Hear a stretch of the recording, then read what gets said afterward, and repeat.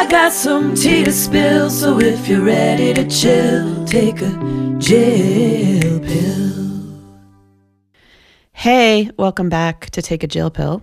I hope you're doing great. Hope you had a great week. I'm very excited about this episode today because one thing I have wanted to do is talk about cults and like specific cults too.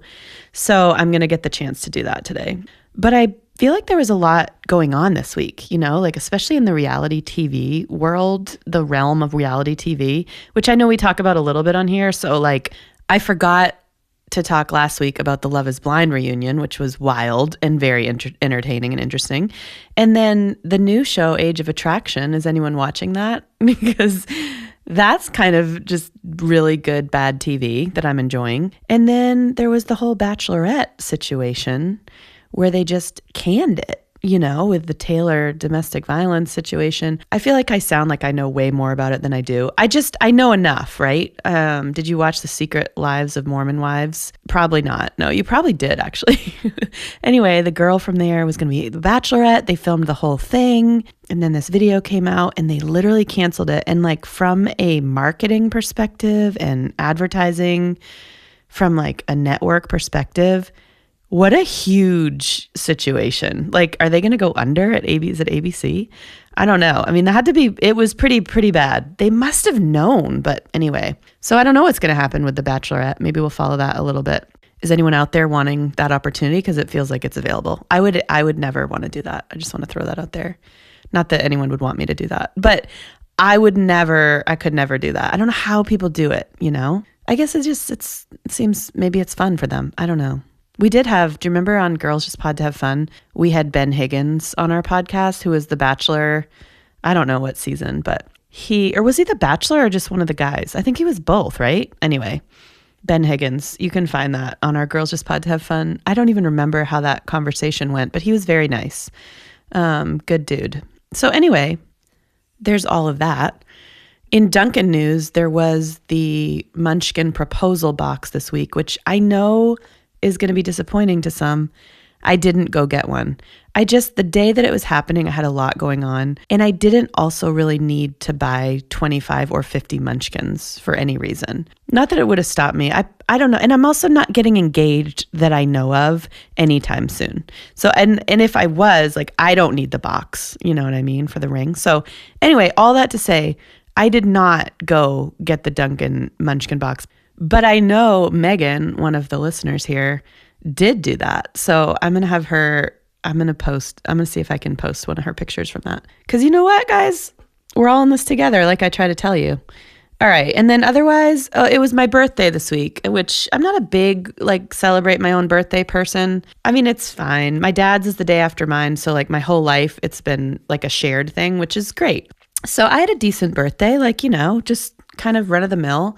You get older and you're not like, there's like milestone birthdays, but otherwise you're just kind of like, all right, little cake, you know, whatever. And yet also, like, I'm very grateful to be healthy and alive. So there is that. We did go bowling for my dad's birthday, which he wanted to do, which actually was pretty fun. I haven't been bowling in a really long time. My legs were kind of feeling it the next day. And I was like, really? Okay, well, noted, you know? I don't know that that's a good thing. But anyway, we did that. And I also went to hibachi this week. I have a little story from that. When was the last time you went to hibachi? You know? Well, I went the other day and it was great. Everything's going well. There's a couple friends. We're sitting there. The waitress brings our drinks and she's like bantering with us and having a good time. And she's like, all right, the chef is going to come in just a minute. Do you need anything else? And we're like, we're good. So she's like, okay. And she kind of laughs. And as she does, this wad of spit comes out of her mouth and just lands on the griddle, like the grill, the hibachi grill in front of us.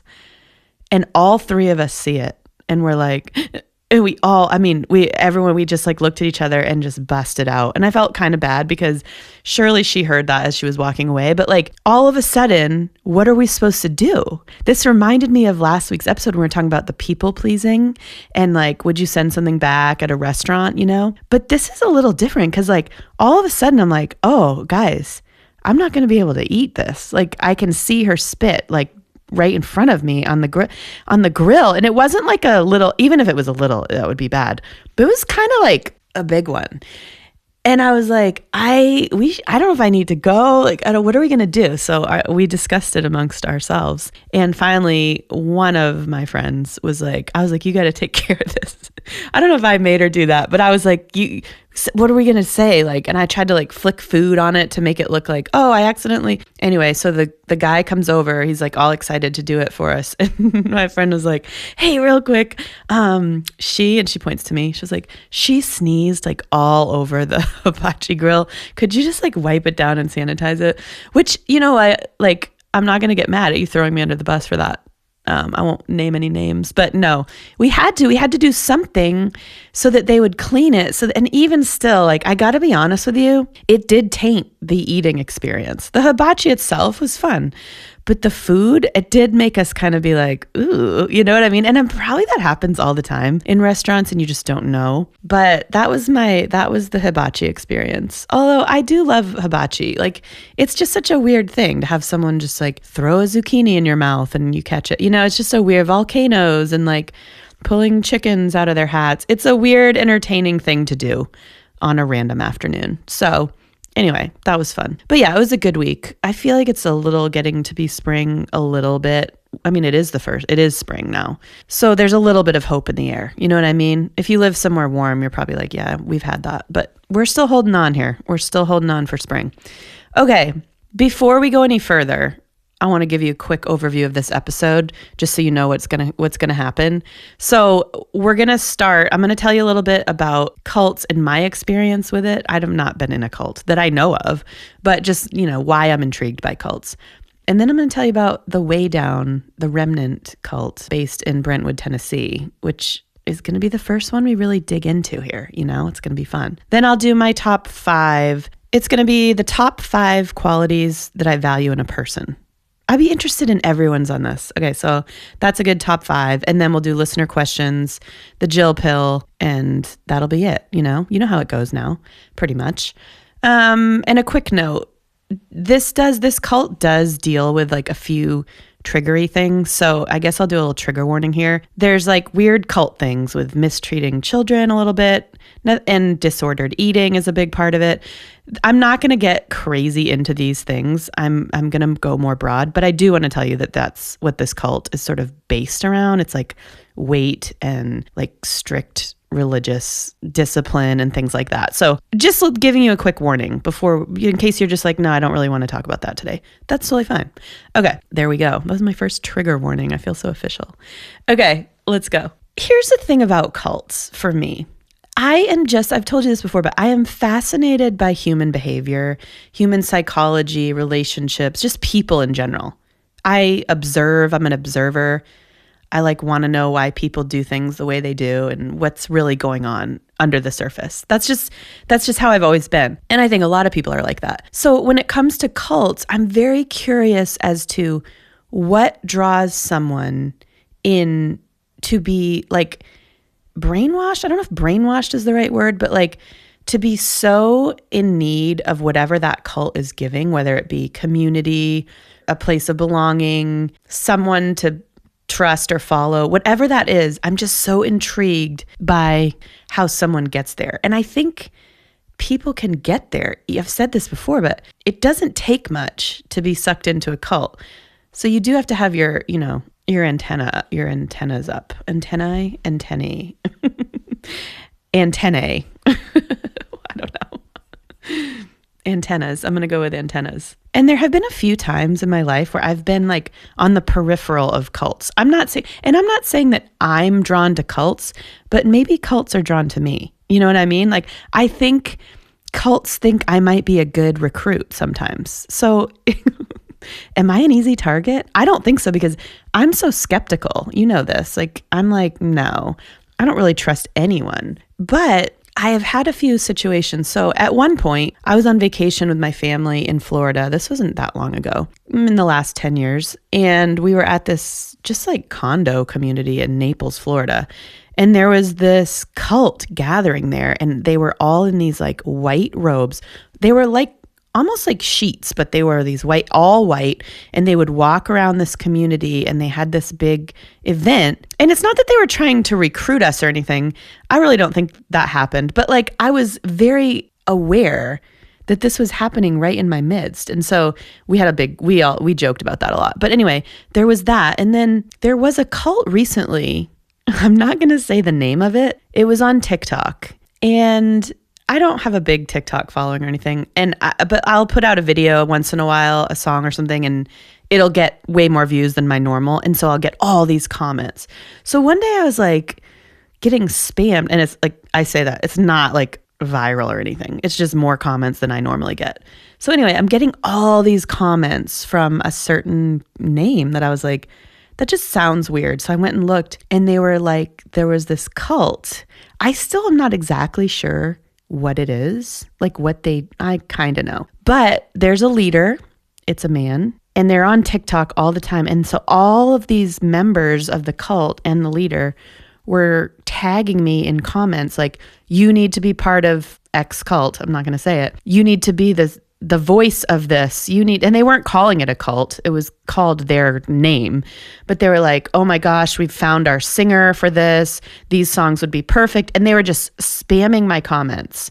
And I just got a kick out of it. I didn't post it anywhere public because, listen, I'm not here to try to like mock cults or make fun of. I mean, I'm more just intrigued by them. And I don't want to I don't think they would say they're a cult. I think they're more of like a religious group. But I think a lot of religious groups in any religion, for me, this is my opinion. Everything I said on Take a Jill Pill is purely my opinion. Do I have to say that legally? I just did. I just think a lot of religions are like right on the borderline of cult. They're like, I grew up in the Christian church, like Protestant, non-denominational.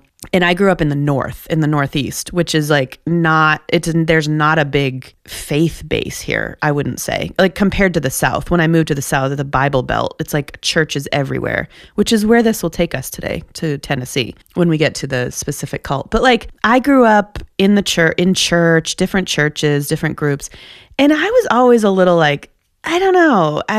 My own personal faith is one thing. The corporate group can like just get a little weird for me every once in a while. You know, like a corporate group can just become a cult. Doesn't matter if it's church or like a team or a business. Like it's just, I'm very aware that there's a very thin line between just a group doing something together and a cult, you know? What is the difference? Well, one is leadership. There's like a leader. But anyway, I don't know how I got off on that. Oh, the TikTok cult there is actually a TikTok dancing cult that had a documentary that we should do one time. Remind me to come back to that. But no, this cult was just like spamming my TikTok. So I just told a few people about it, and it became sort of like an inside joke thing. But this cult like does still, I don't know if they're actively like recruiting. I don't really know. And I try to not look at their page a lot too much because I don't really want it in my algorithm, but there's some crazy stuff out there. And one other time, there was someone that I knew, and they were in a certain religion that I just found fascinating. It wasn't, I don't even know what it was called. But we went out to lunch one time, we were just like hanging out, and I just started asking a lot of questions about it. Because I'm just a curious person. I ask a lot of questions, okay? So I was asking this person, like, how does this work? And what are these levels? And what do you mean by it? And I was just asking all of these questions about their religion. And they took it that I was interested in joining it. So they started at the end of the lunch, were like, I'd really love to tell you more about it. And I'm like, oh no, sorry. And then I got myself, and I'm a people pleaser, as you know. So I'm practically, maybe that is why I'm an easy target. Maybe that is it. Okay, I just figured it out because I would probably be like, yeah, I will totally join your cult. Like, I love that one. That's totally awesome.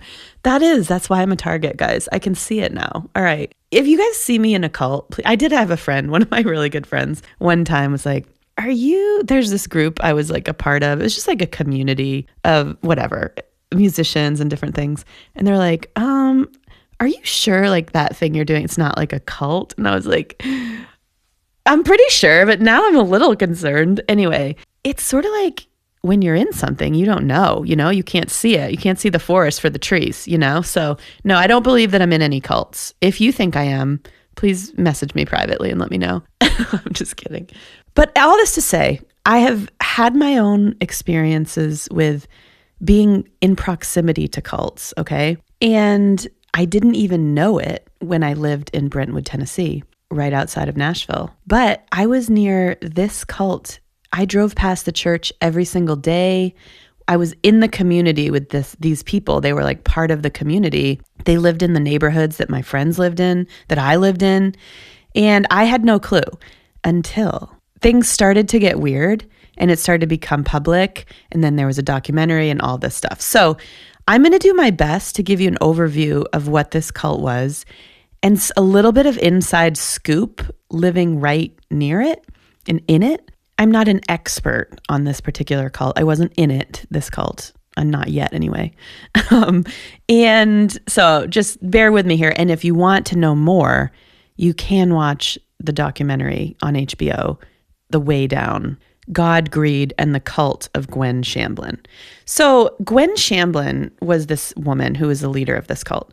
And it started back like in the 90s. She had this thing called the Way Down Workshop, WEIGH, and it was like this Christian weight loss program for churches. And I mean, it was kind of basically like intuitive eating, but it was basically like, if you don't, like when you're hungry, don't eat, just like pray and then like only take a few bites. It was just kind of, it was a little like, okay. And it was Christian based. So I don't remember how. I mean, I do remember seeing it in different churches that I was in. And when I was growing up, like there'd be like, Way Down Workshop meets on Thursday nights or whatever, kind of like Weight Watchers or something. And like middle-aged women, that's what I am now. Oh my gosh. They would go to these groups and and I just didn't think much of it. I mean, when you think about it in like diet culture and stuff now, it's like, oh my gosh. But at the time, it was just, it went over my head. And so Gwen started this and she started to get like a big following. She wasn't on like Oprah, but she was on that level of things. Like she was being interviewed on different TV shows and she had these big conferences and people would like show how much weight they lost through the Way Down and all this stuff. And she made a ton of money. I think she wrote a book, like all this stuff. And as she was like becoming more and more well known, a few things were happening to her also. One, my favorite part was her hair. This has nothing to do with anything, but her hair, I want you to go like Google Gwen Shamblin hair. And just so if you need a visual of this, but her hair just kept getting higher and higher and higher. Just think like bouffant, like blonde, higher and higher and higher. That was one thing that happened. That's just my favorite part. But she decided that the Trinity was not, she didn't believe in the Trinity, which in the Christian faith, like that's a pretty important thing to people. So when she kind of denounced the Trinity, I guess you would say, she ended up starting this church, and that's called the Remnant, and that's in Brentwood, Tennessee. So she had all this money, she had this whole program, and it was based around weight loss and like faith. But when a lot of people didn't like that she kind of denounced the Trinity, she started this church, and then it became a more like a smaller group of local people in Tennessee that followed her and followed her religion, which was basically like, be thin. That's the way God wants it. You know what I mean? And don't get me started on that. I'm not going to even go there. It's just, that was her kind of MO. So at this point, Gwen was probably like, I don't know, 50 something. I don't know exactly. She had like 2 grown kids, I think grandkids at this point, and she was married, but she ended up getting divorced. And there was a lot of controversy around that. One, because she didn't think divorce was right for most people, but it was fine for her. But a lot of people thought it was because her husband's weight fluctuated. It's like very effed up. I'm sorry. There's no other way to say it. Her son, when he would like fluctuate in his weight, would just disappear for a while. It was just, it's very creepy, the whole thing. So anyway, she gets divorced. There's all these families in the church with small kids, and there were some situations, like legal situations, where a kid died and there was corporal punishment. There was maybe some starvation. It was dark. Like it was super dark. She had to go to court and like testify on it. It got pretty shady. And so Gwen continues to lead this church. It's just like you hear about it around town a little bit. And I Googled this because I was like, we all started hearing about her and people would see her around town and her hair was the big draw. But we, in our friend group, we call her Gweezus. And I Googled that to be like, oh, Gweezus, that was, I don't know. I have to ask my friend. I'm not going to name my friend here, but you know who you are. Did you come up with that? Like, is Gweezus just something we called her? But I think it's really funny. Anyway, Gwen or Gweezus would be seen around town. It got a little shady. The families were within our communities and you're just kind of like, something's weird. It just doesn't smell right. You know what I mean? And you're in the midst of churches everywhere. Everywhere's a church. And so I always often wondered, did people ever just go to that church thinking like, let's try it? Or did they recruit people? Did she find people because of her way down workshop thing? I don't know. Like, what if I had tried to go to church there? All that to say, Gwen gets remarried to this younger guy who's kind of it's just like your typical guy that moves to Nashville, if I'm being honest. Like, wants to be a musician. He has his pilot's license, kind of. And he was divorced or had a kid with someone else. And there was a big custody issue there. And he was kind of like, what it appeared was he was really in it for the money and the fame of Gweezus, you know? So they start dating and there's just like this whole weird thing. There's some little rumors around town that Gweezus would just like, you know, she like only would eat 10 bites a day. That was like some rule, one of the rules that she had. But some people were like, no, we would see her at certain restaurants, like before they opened, she would like go in and like binge. And it's just like, there was just some weird stuff that you'd hear from like that was never in the documentary, you know, and I don't know if any of that's true, to be honest with you, but you would hear about her around town a little bit. And it was like, okay, something's off here. So one morning I remember opening up the news on my phone. This was in 2021, so not that long ago. And a plane had crashed into Percy Priest Lake in Tennessee. Now, Percy Priest Lake is where we would go boating a lot. Like you could rent pontoon boats there. I've been on that lake a ton. And it's a little in the summer, we would always joke about it because like I think of lakes, I'm from the Northeast. So lakes are like refreshing and cool and blue and crisp and they're so awesome. The ones in the summer in Tennessee, this one specifically, Percy Priest, it was a good boating lake. Like it was fun, but the water in July like turned to bath water. It was brown and murky. And we would always be like, if we would get out and swim, we'd be like, there are definitely dead bodies in here, like 100%. Anyway, so they crashed. A plane crashed into Percy Priest Lake one morning, and it was Gweezus, Gwen Shamblin. Her new husband was the pilot, who shouldn't have really been flying. Like he didn't have it was like he could only fly in good weather, and it wasn't good weather. And then a bunch of her daughter's husband and a bunch of other leaders from the church. And so they all died. And I mean, that's very sad. I don't care if you're a cult leader or whatever. A plane crash, any kind of tragedy like that is obviously terrible. So at that point, they had recorded like 3 episodes, I think, of this documentary. I think this is how it goes. And they had to like pause. And then the rest of the documentary does cover the rest of that. As I recall, I haven't watched it in a little while, but I did a little research. Their story became like way more well known, obviously, because all of a sudden this church, who she's the leader of, it's Gweezus. You know what I mean? Like there isn't another leader, but her daughter becomes the next leader of this church. And then she gets super weird. I mean, she was already super weird, in my opinion. I have to keep saying that just in case. She becomes the leader, and like, there's all these stories about she would like go off the radar, and then her kids, she had a kid that died. There was all of these stories that were just like, what is happening? And this church is still open to this day, as far as I'm aware. I believe her daughter, who I think her name is Elizabeth, is still leading this church. So I don't exactly know what's going on there. But Gweezus carries on through this very twisted religion. In all of that, a lot of people did leave the church when the documentary came out, and 2, when Gwen died. A lot of people did leave the church. And then they've come out also and started talking about it a little bit. So you're getting stories now from people who were in it, and they're crazy. They're like, these people weren't allowed. It's all your typical stuff that happens with cults. Like, they weren't allowed to work outside of the realm of the little community. The families homeschooled. They all, worked for each other, with each other. And then, of course, the weight issue was like still front and center. There were people who moved to Brentwood for Gwen to be a part of this church, the Remnant.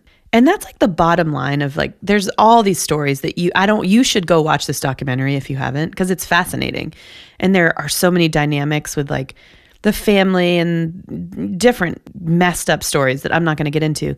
But my overall thought that I want to talk about is like, okay, why are people drawn to stuff like this? Like, do you feel like you would be someone who would go into a church like this, even if you're like, you grew up in the Christian faith or you didn't, and you wanted to like start going to church, or you found it and you go, and it's like very focused on body image and weight loss and all of that stuff. I feel like I would be like, okay, not for me. Like, I don't think that's necessarily what we need to be focusing on church. So I'm just going to skidoo, and find something else. Also the hair. Let's just go back. If I went to a church and the woman's hair was like that, I would just be a little bit of a red flag for me. That's me being a little judgmental. I get it. But it's big hair, guys. It's not just big hair. We used to joke, like, if we went in the lake post the plane crash, may they rest in peace, I would be like, we are going to definitely like be swimming. And then you like, flick your arm up and it's just like a bunch of Guizos's hair, on like a stick. That's terrible. I don't mean to mock the dead, but the hair is really something else. Okay.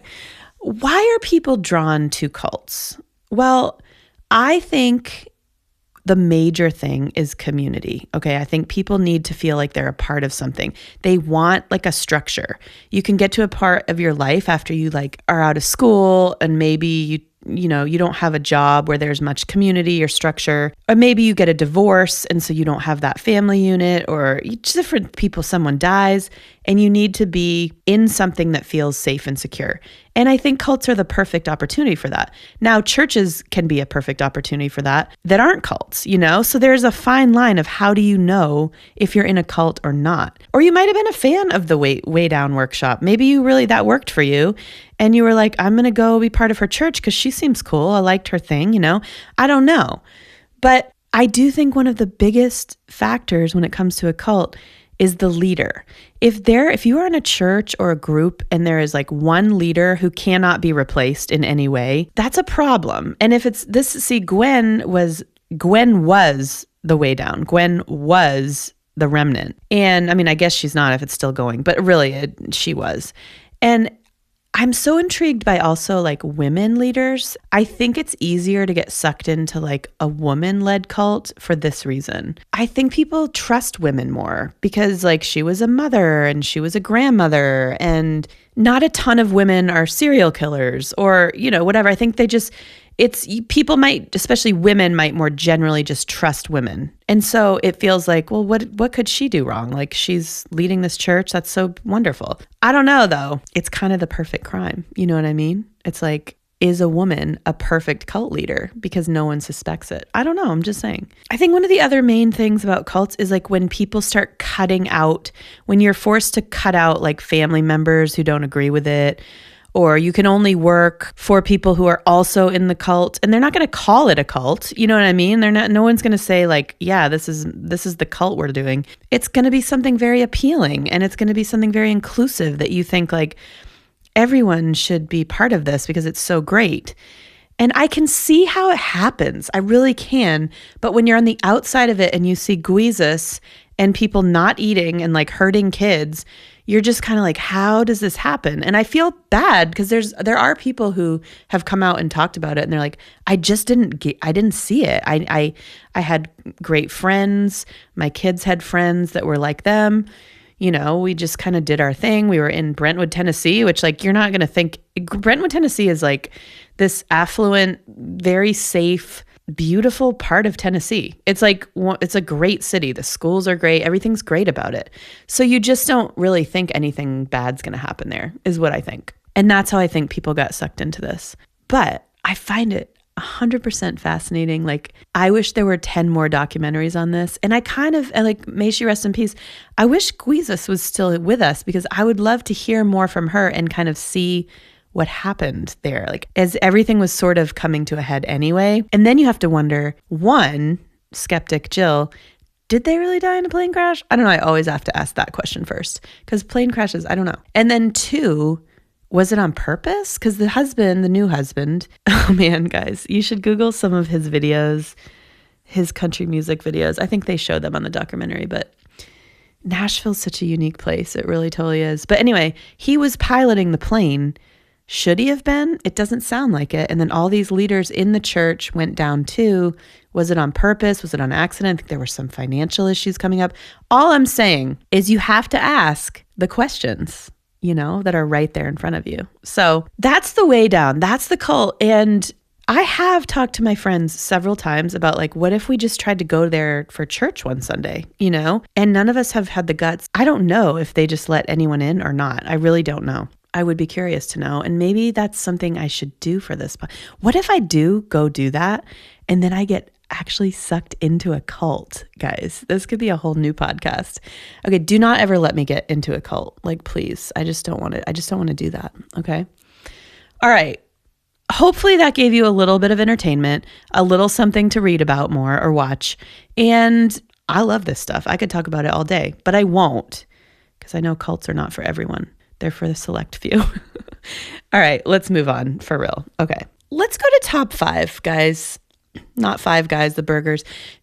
Five Guys, the burgers has gone really, the burger place. I used to love Five Guys. This has nothing to do with anything. I just said top 5 guys. So Five Guys, I can't eat there anymore. Is anyone like that? I don't know. It's just a side note. Okay. Top 5. Wow. Do I need some ADD medication or what? Today I want to do the top 5 qualities I value in a person. Okay. And these are just my own. I don't know if someone requested this or if I just thought of it. I don't remember. So if you did request it, thank you.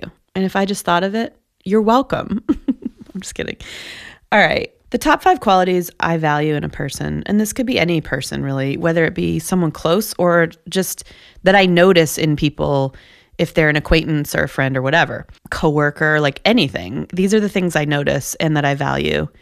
And that I hope, I guess when you say that, like I think also these are probably qualities that I want to have for myself too, So let's start with number 5. Okay. Number 5, top qualities that I value in a person is just realness. Number 5, genuineness, like just someone who's being who they are. I feel like you can smell inauthenticity like a mile away, and it's just feels unsafe to me, because it's like, what are you trying to hide, or what are you trying to not be?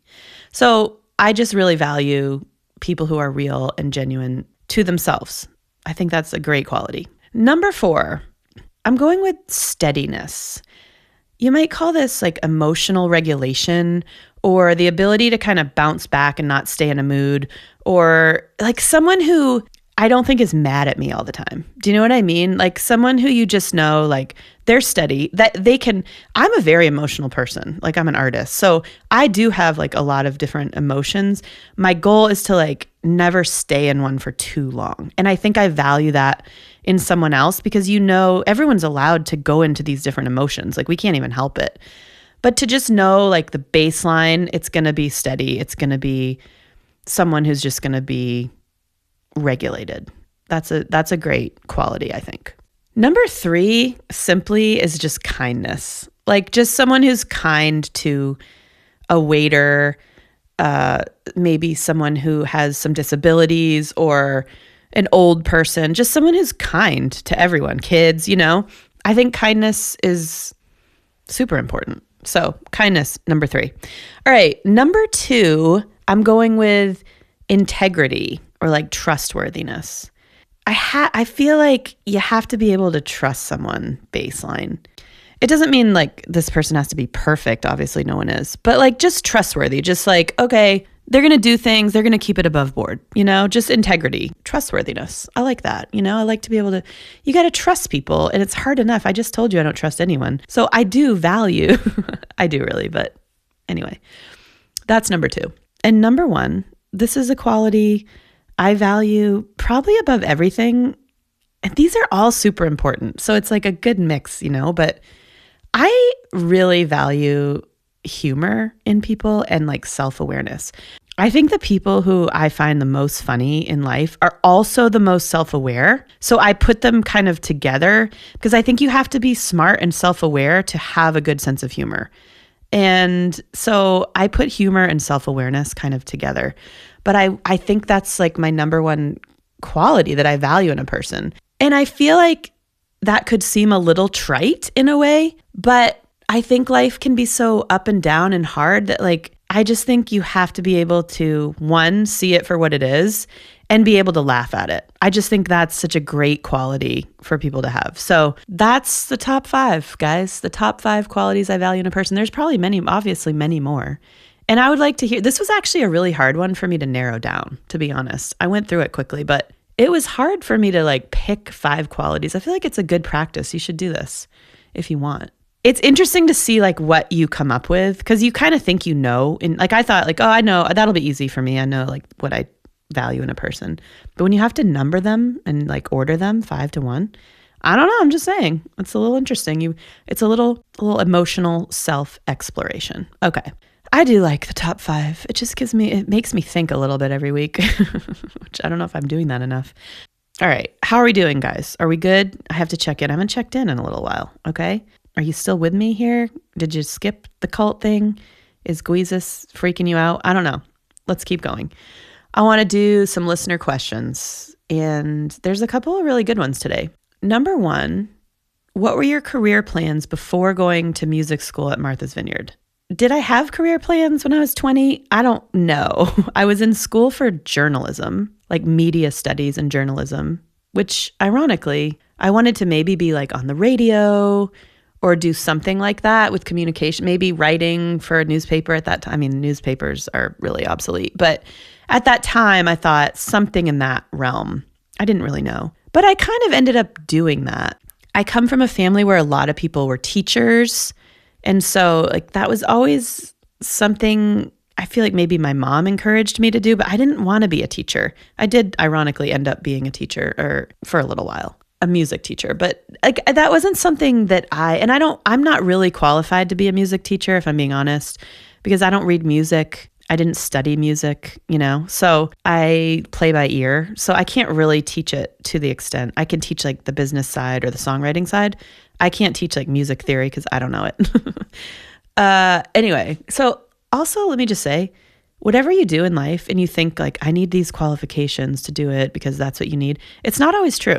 I do not have a music degree. I don't read music. I can't read a sheet of music. And I've done a lot in music. So don't ever feel like there's limitations on what you can do just because of what you do or don't know. That was my little pep talk for you. So yeah, that was what I wanted to do, I guess. I don't really know what I wanted to do, to be honest. I don't feel like I've ever really known what I wanted to do. Maybe that's a problem. All right, we'll dig into that another week. All right, next question. Thank you, Bridget. That was a great question. Next question. What would you tell your 20-year-old self? Which I picked these together because those weren't from the same person, but like the questions kind of line up because it's about a similar time in life. So what would I tell my 20-year-old self? I'm going to go with like 20s because I don't know specifically at 20 what I would tell myself, but I heard this thing the other day. And when I say that, it was probably on Instagram, but it said, I think midlife is just becoming who you were at 16, but loving her this time. And I think that made me think about like, what would I tell my younger self? Probably like, just try to like yourself a little bit earlier, I just didn't like myself enough very much. And I mean, I still struggle with that sometimes, but I think we waste a lot of time, especially women. And I don't know about men because I'm not one. Maybe you do too. But like when we're younger, we just kind of like can tend to pick ourselves apart and just like find all of our flaws and just not be very kind to ourselves. I just didn't really like myself very much, I think. And so I would tell myself, try to like yourself better earlier. Like you're fine, and not everybody else has to like you. And that's okay. Just like live your life and be who you are and enjoy it, and don't be so self-conscious or like, what does everyone think of me? I say that. I mean, that's something I feel like I still struggle with even at twice that age. But, I still think it's a good advice. And I still wish I would have, if I could tell myself that, I would. So how's that? All right. Thank you guys for those questions. Here we go. It's time for your Jill pill of the week. Did you like Gigi's? She was so cute. I was so proud of her for doing that last week. Anyway, today's Jill pill, a little nugget for you today. This is something I have been preaching for a lot of years to myself and others, and it's very simple. Today's Jill pill is just trust your instincts, trust your gut. It's that simple. I think we can tend to overthink it about a situation or a person or a job or whatever. If we should stay at something or leave something, or if we have a weird feeling about anything, I think you really know. I think your gut and your instincts actually really know, and you should trust it the first time. So if you have something right now that you're yeah, I'm just feeling a little weird about it, trust it. I would say trust it. That's it. That's my Jill pill. It's as simple as that. Okay? I'm big on trust your instinct. I wish I would have done it a lot sooner in a lot of things in my life. So that's it, guys. Wow. We have really taken a little ride here today, from hibachi to cults to big hair, qualities in humans. It's been a ride. It always is. And I appreciate you sticking with me here. Thank you for listening. You can find me at Jippy Music on Instagram, TikTok, or you can go to my website, takeajillpill.com, and you can message me there and all the things. Find all the episodes. And I just like you guys. I think you're cool. I'm glad you're here. And I will see you next time. Same place, same station.